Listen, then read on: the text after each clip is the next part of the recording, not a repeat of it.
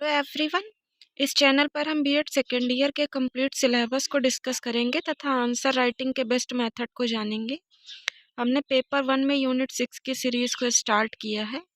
तो प्रश्न है, बजट तथा विद्यालय बजट की परिभाषाएं तथा अर्थ बताइए। तब आपको सबसे पहले किसी भी कलर के स्केच से हेडिंग डालनी है, बजट का अर्थ। अब हम जानते हैं कि बजट का अर्थ क्या है। बजट का अर्थ किसी कालावधि या प्रयोजन के लिए प्रस्तावित व्यय का अनुमान होता है। यह व्यय की स्वीकृति प्रदान करने वाला एक लेखपत्र होता है जो सत्ता के सामने इस बात को प्रतिवेदित करता है कि पिछले वर्ष का संचालन किस प्रकार किया गया, वर्तमान में खजाने की स्थिति कैसी है तथा उसके आधार पर आगामी वर्ष के कार्यक्रम को क्रियान्वित करने में वित्तीय व्यवस्था कैसे की जाएगी।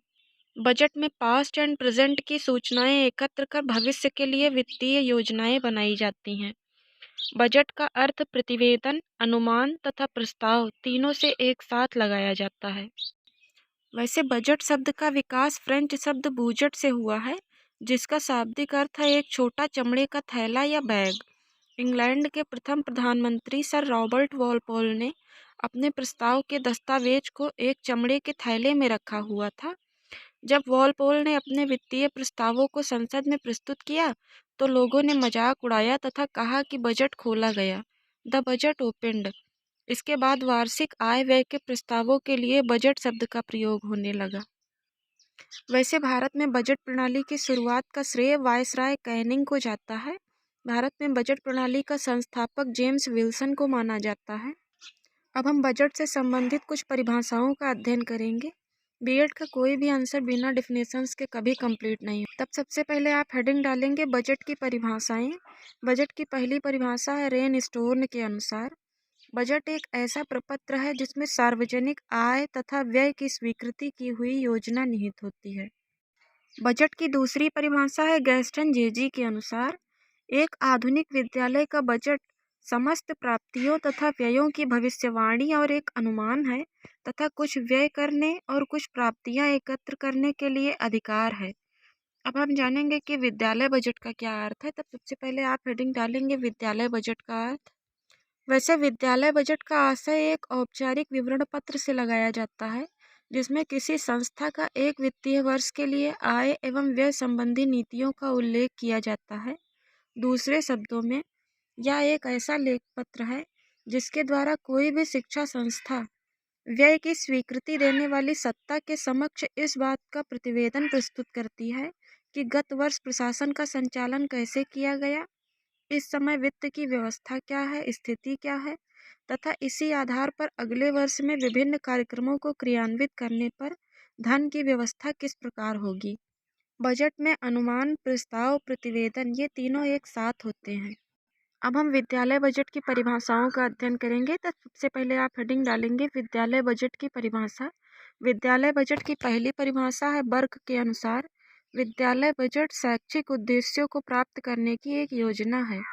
विद्यालय बजट की दूसरी परिभाषा है डीसी मिश्र के अनुसार, शिक्षा बजट शिक्षा के विभिन्न आयामों को गतिशील बनाए रखने तथा उन्हें दिशा प्रदान करने का एक साधन है।